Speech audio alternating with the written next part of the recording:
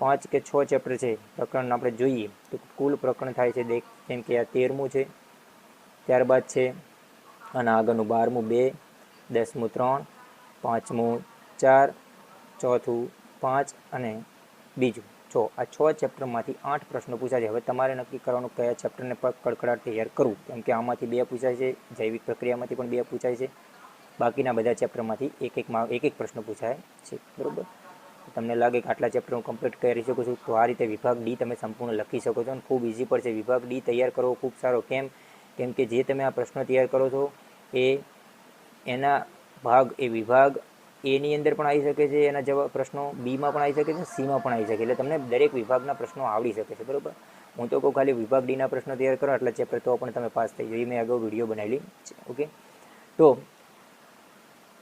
Video દરેકને share કરજો અને વિજ્ઞાનના પેપરના અંતે આપણે લાઈવ થશું.